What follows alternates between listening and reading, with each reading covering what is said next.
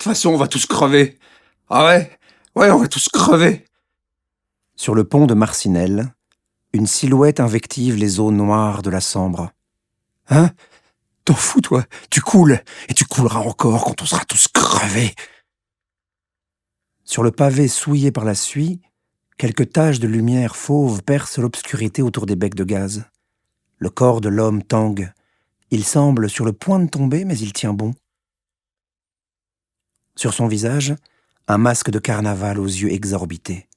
Les cheveux en crin de cheval blanc lui retombent sur les épaules. Le nez, long d'une dizaine de centimètres, figure un bec crochu. La bouche est ouverte en un cri silencieux rouge sombre. Les orbites brunes comme des cratères d'obus, desquels jaillissent deux globes au regard bleu suspendus par des fils de fer. Les sourcils, peints, exagérément convexes, et les rides sur le front lui donnent l'air d'un vieillard hébété qui voit apparaître le spectre sans visage de la mort et sa faux goulue au moment de succomber. Il porte un tricot de corps blanchâtre, couvert de sang, et un pantalon noir. La nuit rapetisse, et le silence figé de l'hiver se referme sur la ville comme la banquise emprisonne un paquebot. L'abdomen de l'homme convulse, suivi d'un hoquet guttural. Un jet de vomi gicle dessous le masque et s'écoule dans son cou, puis sur son torse. L'odeur acide se mélange aux effluves charbonneuses que la brise épaisse transporte depuis les terrils. Le masque crie encore. « Ah ouais, on va tous crever, ah ouais !» La bile lui coule des narines dessous son masque et il aboie plus qu'il ne crie. Et la Sambre coule, sereine, et l'homme se déboutonne et sort son sexe et veut pisser sur le monde, asperger les étoiles et la voûte céleste et que sa pisse retombe en pluie sur la ville. Et alors il verrait qui c'est le chef. Et on lui parlerait autrement, pour sûr. Et on lui donnerait du monsieur. Et on n'en entendrait plus un moufter, et tout le monde saurait qu'il est quelqu'un, un notable, et on l'habillerait de belles toilettes, et les femmes lui souriraient et ronronneraient contre ses jambes. Mais il ne parvient qu'à tremper ses souliers et la pierre grasse et quelques gouttes dans la Sambre, qui continue de se foutre de lui et ça l'énerve. Alors il tire sur son sexe pour augmenter la pression parce qu'il voudrait lui montrer à cette maudite rivière de quoi il est capable. Alors il tire sur son sexe plus fort et c'est comme une larve molle et gélatineuse arrimée à son corps. Et il ignore la douleur et la nausée le reprend mais il n'est plus capable de vomir. De même qu'il n'est plus capable de pisser. Il voudrait arracher ce sexe qui ne lui sert plus à rien. Il tire plus fort encore, mais la larve tient bon. Alors il crie de sous son masque halluciné, et il regarde l'eau sombre sous ses pieds. Cette masse silencieuse qui pourrait l'avaler sans un bruit, à peine un plouf que personne n'entendrait. Ses deux yeux au bout de leur fil de fer, les iris noirs et son rectus rouge sombre. Dans sa gorge, il sent quelque chose monter derrière la nausée, et ses yeux commencent à piquer et ses paupières gonflent, mais rien ne vient. Alors, il lève un bras dans un geste presque théâtral, et ce bras lourd manque de le déséquilibrer, et il pose un doigt sur son crâne, entre les crins de cheval. Il palpe la dureté de son os occipital. Ça semble si dur, et c'est pourtant si facile à briser. Il sait maintenant à quoi ça ressemble là-dessous. Il avait déjà vu de la cervelle de bœuf. Il en avait même souvent mangé, mais la cervelle humaine, c'est autre chose. Il y a des fluides et des couleurs qu'il n'avait pas imaginées. En réalité, il ne s'était jamais vraiment posé la question de ce que pouvait contenir une boîte crânienne humaine. Il n'avait pas l'esprit scientifique. Et maintenant qu'il le savait, la substance de son existence s'en trouvait modifiée et il n'aimait pas ça. Il n'aimait pas savoir à quoi ressemblait l'intérieur de sa tête. Voici l'homme qui se tient sur le pont de Marcinelle ce mercredi des Cendres, le 25 février 1914 à 5h42, un masque au bec pointu, aux yeux exorbités, à la bouche béante rouge sombre, le cou et le tricot de corps couverts de sang et de vomi, la quête pendante hors du pantalon, indifférente au souffle glacé de l'aube. Voici Alexandre Glandy. La noce commença la veille, le mardi gras, le 24 février. Glandy termina son service de bonne heure. Le maître, M. Givron, avait autorisé son personnel à prendre ses quartiers plus tôt que d'habitude, car c'était carnaval, et le bonhomme entendait que chacun en profite. Glandy laissa sa charrette et les chevaux aux soins du palefrenier et remonta l'allée qui menait au château.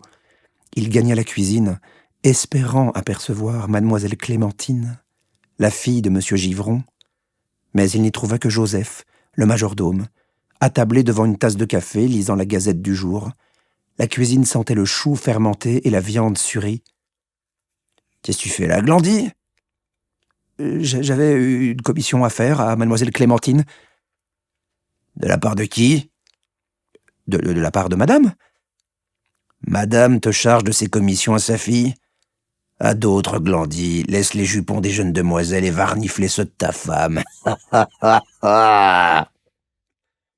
Glandy ne trouva rien à répondre, alors il s'en alla. En redescendant vers la conciergerie, il réprima un rot aigre. « Tiès diquette !» Ce Joseph ne savait pas à qui il parlait. Il avait vite arrêté de faire son important. Bientôt, il arriverait au château. La jolie petite main de mademoiselle Clémentine lovée dans la sienne comme une mésange endormie, et tout le monde verrait sa valeur. Et les yeux clairs de mademoiselle Clémentine le regarderaient de cet air qu'il devait avoir, il en était certain, quand elle l'aimait. Et on le ferait bourgeois.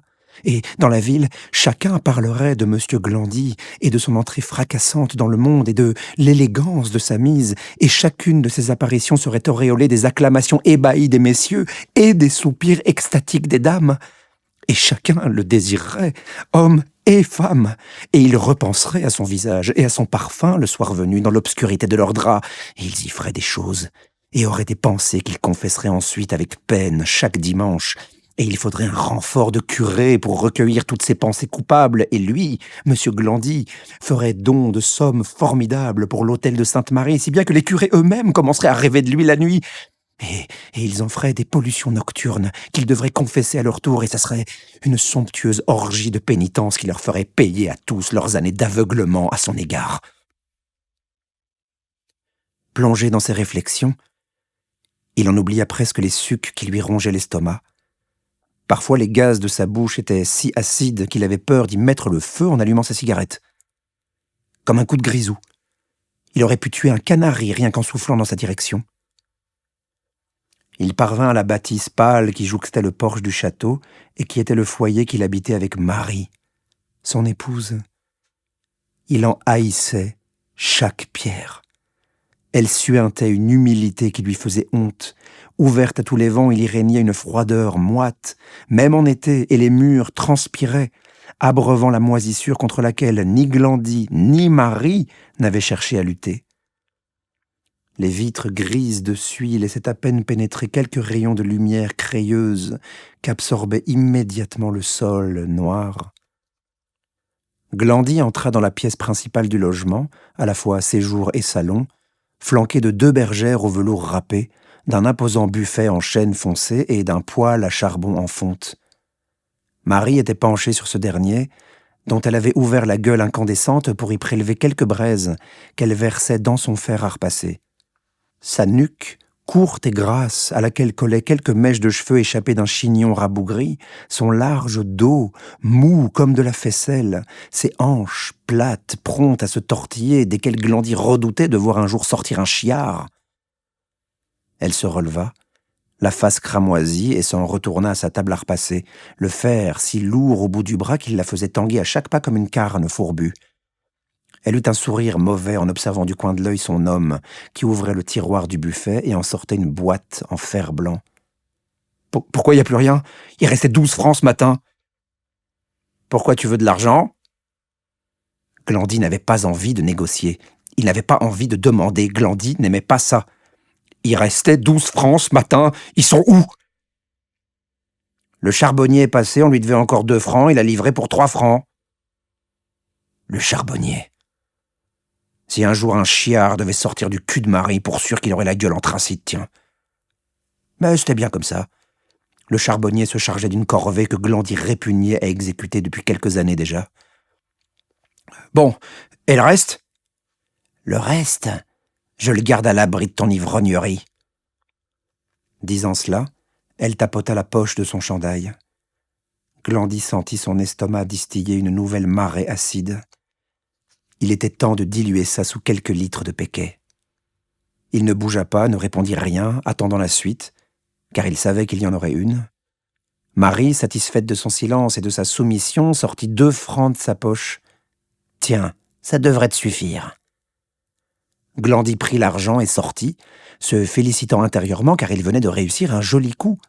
Depuis plusieurs semaines, il avait chapardé dans la boîte en fer-blanc de petites sommes, trop petites pour que Marie le remarque. 10 centimes par-ci, 5 centimes par-là, le tout cumulé faisait un joli pactole.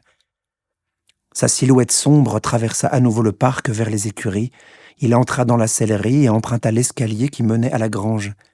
Il ne remarqua pas l'odeur du foin et du crottin de cheval qui faisait son quotidien depuis de nombreuses années, mais il nota celle du cuir fraîchement graissé et plus forte encore, celle du goudron dont le palefrenier avait enduit les sabots des bourrins avant de rentrer chez lui.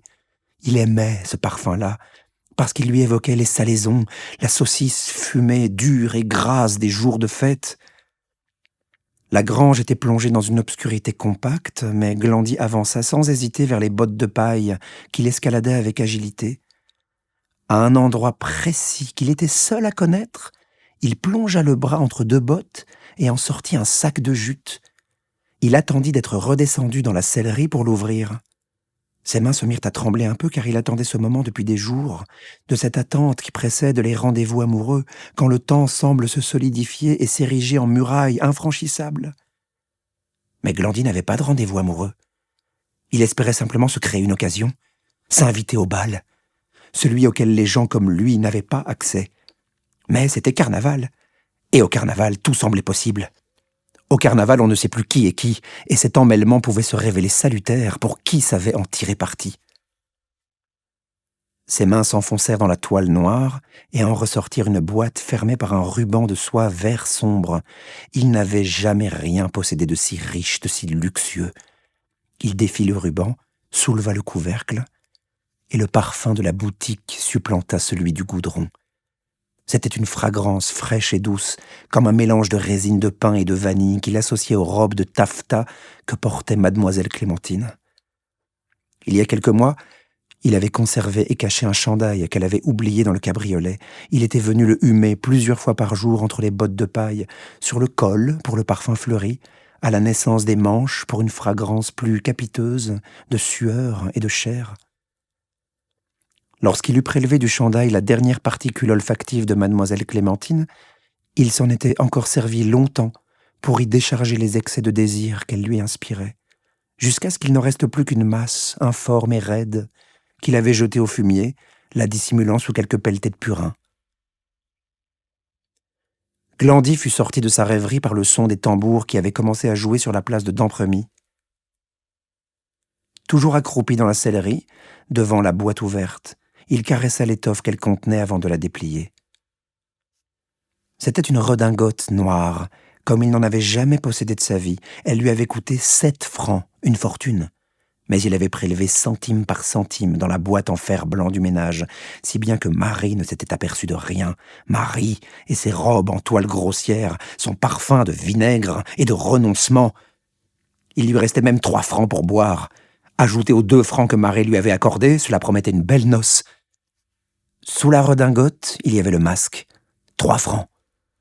Dans la pénombre, le masque effraya Glandy. Alors il s'empressa de l'enfiler, pour ne plus voir ces orbites béantes au fond desquelles il craignait d'apercevoir quelques sinistres prophéties. Avec ce costume, il serait reçu au bal. Personne ne lui poserait de questions. Il pourrait entrer dans la grande salle du château. Il chercherait mademoiselle Clémentine et lui ferait la trouille de nouilles en lui demandant « Mais reconnaissez Kobe ?» Bien sûr, elle ne le reconnaîtra pas et sera obligée de lui accorder une danse. Mais le bal, ce serait pour plus tard. Il fallait d'abord se donner de l'audace. Glandy enfila sa redingote, laissa son vieux pardessus miteux qu'il suspendit à un clou et quitta la sellerie. En partant, il passa voir Trompette, le cheval qui tirait sa charrette chaque jour et lui donna une poignée d'avoine. Trompette, c'était son copain, son compagnon de travail. Et même plus que ça, Trompette, c'était son ami. Trompette ne se moquait jamais de lui, et il l'aimait comme il était. Il se fichait bien de son titre ou de son rang, il l'aimait d'une affection innocente, et Glandy l'aimait en retour. Il l'embrassa et s'en alla en direction de la route pour se mêler à la foule. Les festivités allaient bon train et s'intensifiaient à mesure que l'on s'approchait de la place de Dampremy.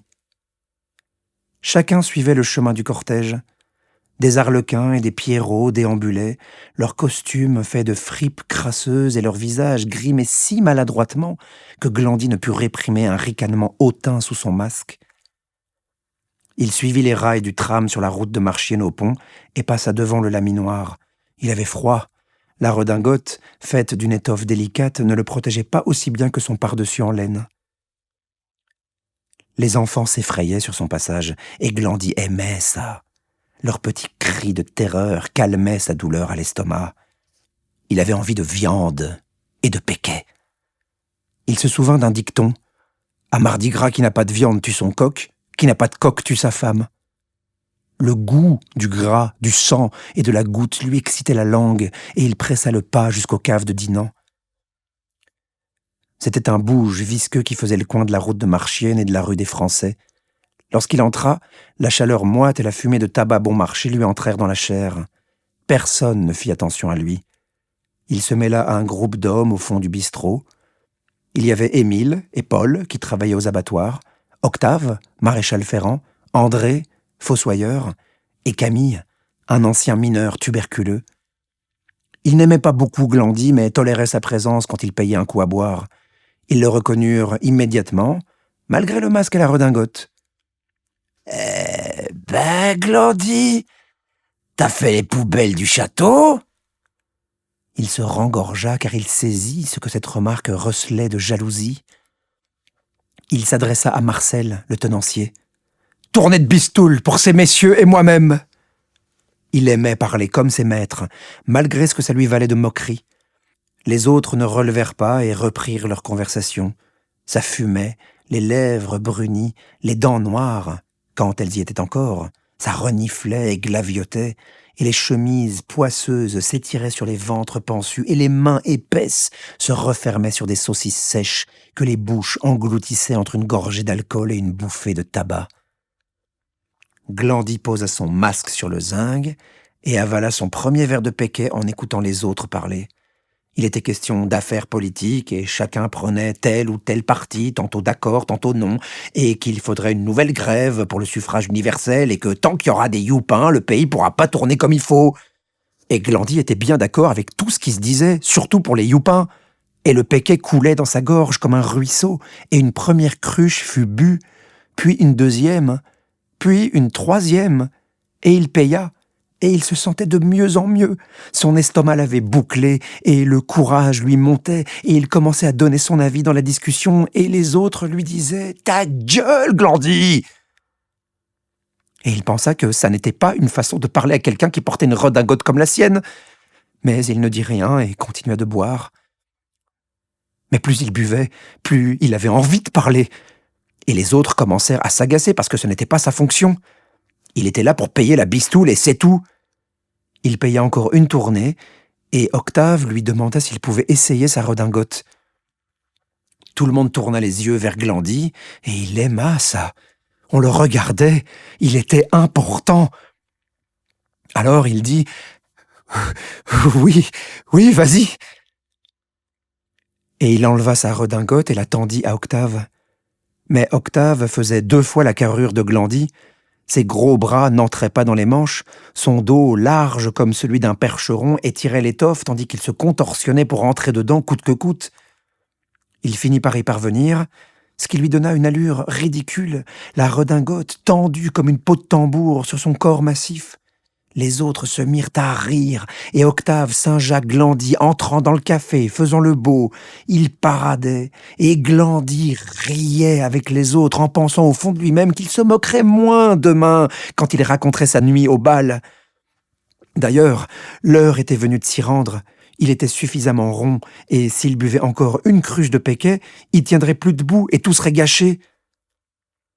Il s'avança pour récupérer sa redingote, mais l'autre n'avait pas fini son numéro et continuait d'amuser son public. Il tournoyait dans le bistrot avec son corps lourd, heurtait les tables et leurs occupants. Une chaise se renversa ici, une cruche se brisa là.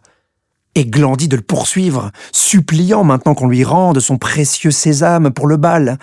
Octave sauta sur une table, planta ses yeux sauvages dans ceux de Glandy, ouvrit les bras, puis les referma, les coudes à la hauteur des épaules, comme un lutteur, et chacun put entendre le sinistre que firent les coutures en se déchirant. « Alors, Glandy, la v'là ta veste !» Il jeta la redingote sur le carrelage boueux aux pieds de Glandy, et il put voir les coutures béantes comme des plaies qui découvraient la doublure en satin rouge, et il souleva le vêtement comme un pauvre chat mort au bord d'un chemin pluvieux. « Hé, Glandy, va pas te chouler comme un enfant !» Ce qu'il ressentit à ce moment-là, ce n'était pas de la colère, ni même du chagrin. C'était de la rage, pure, distillée à la perfection dans l'alambic de son enfance misérable, mûrie dans le fût de son existence médiocre, un taux de concentration de fiel exceptionnel et hautement inflammable.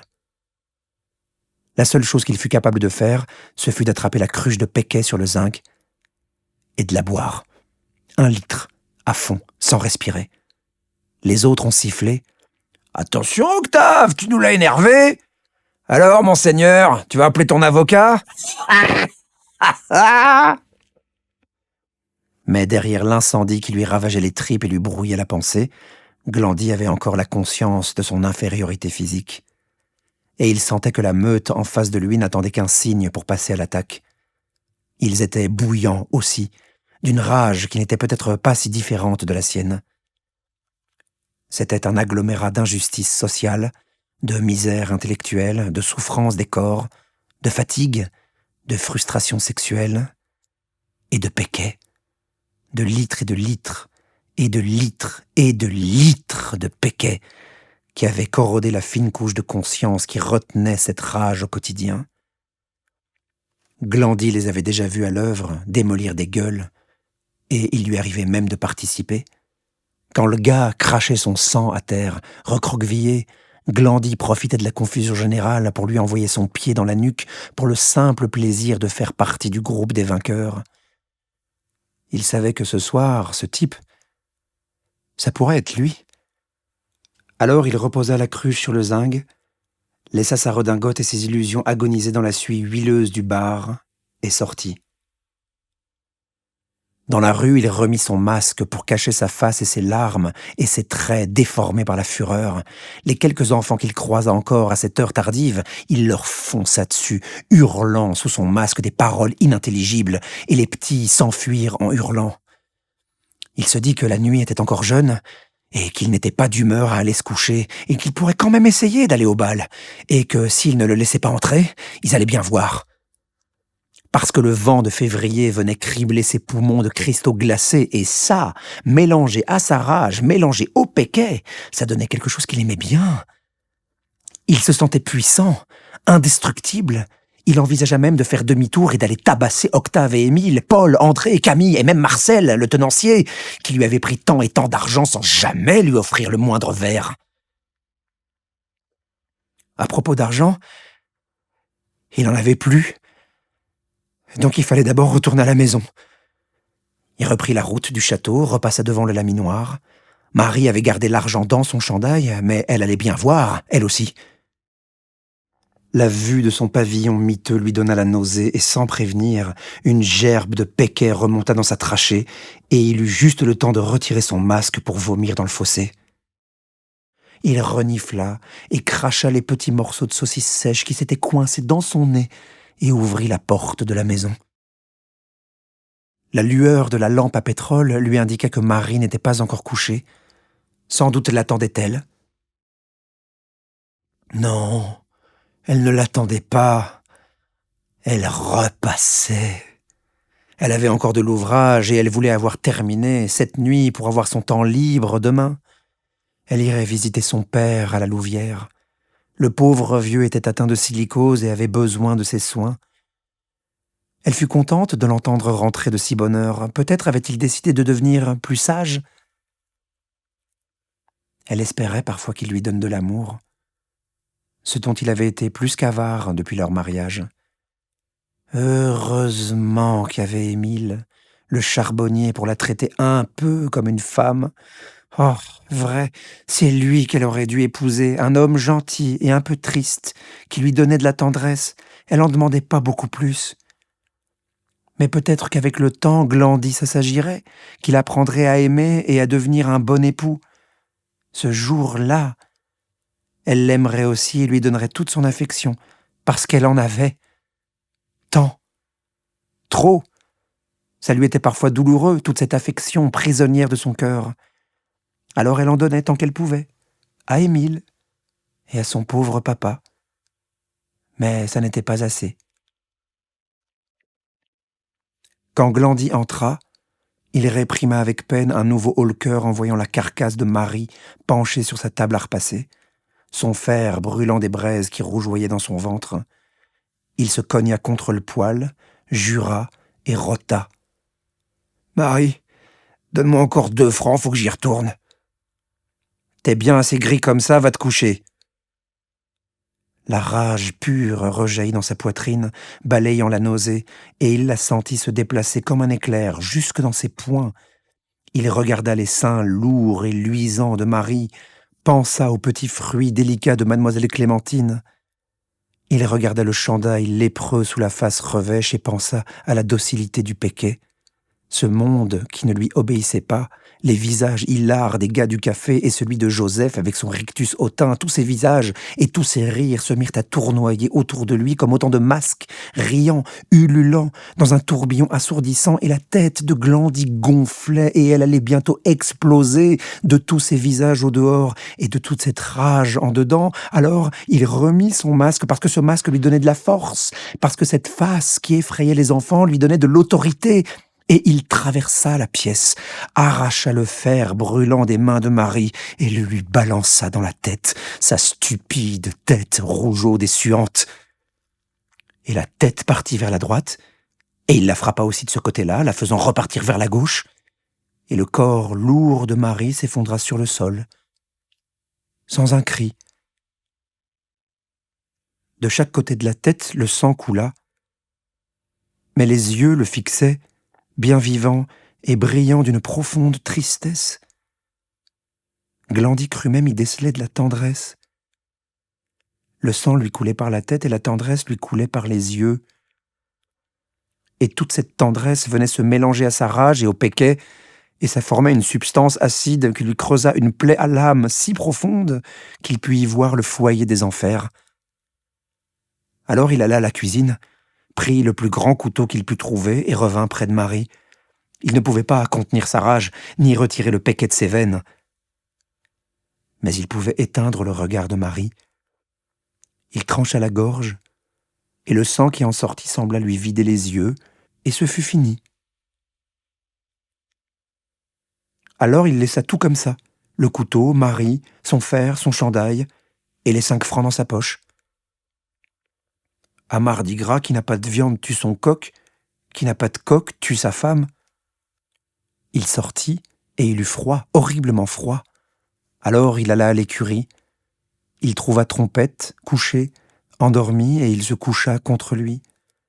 La chaleur de l'animal le réconforta un peu, mais il n'enleva pas son masque. Il ne voulait plus jamais l'enlever. Jamais. Il perdit connaissance quelques heures. Quand il se réveilla, il était encore soûl, il faisait encore nuit, et cette nuit le terrifia. La tendresse de Marie s'était incrustée profondément dans sa chair, et il savait qu'il ne s'en débarrasserait pas. Alors il se releva, sortit de l'écurie et marcha vers le pont de Marcinelle, parcourant les rues de cette ville noire, dans ce pays noir, dépouillé de sa rage et de ses illusions. Il ne lui restait que le froid et la terreur.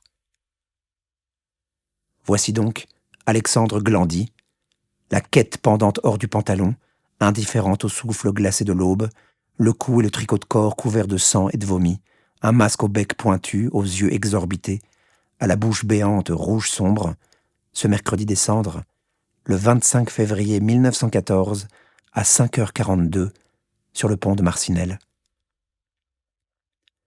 Il continuera de houspiller la Sambre, sans oser s'y jeter à cause de la terreur et du froid, jusqu'à ce que la police vienne l'arrêter. Il sera jugé pour le meurtre de son épouse, Marie Glandy, née Mowen, et condamné à mort le 17 juillet 1914, 2 semaines après le début de la guerre. Il sera finalement gracié. Vous venez d'écouter Glandy, une histoire écrite par Adeline Dieudonné et racontée par Itzik Elbaz. Une fiction basée sur un crime réel, l'affaire Glandy. Rendez-vous sur rtbf.be/noir-jaune-rouge pour écouter les autres histoires de la collection et découvrir plus de contenu. Une production de la fiction digitale de la RTBF pour la première. Pour la fiction digitale, Sophie Berck, Marine Van Kempenhout et Serge Tavitian. Direction artistique Serge Tavitian. Enregistrement Roland Beaune. Mixage Francis Leclerc.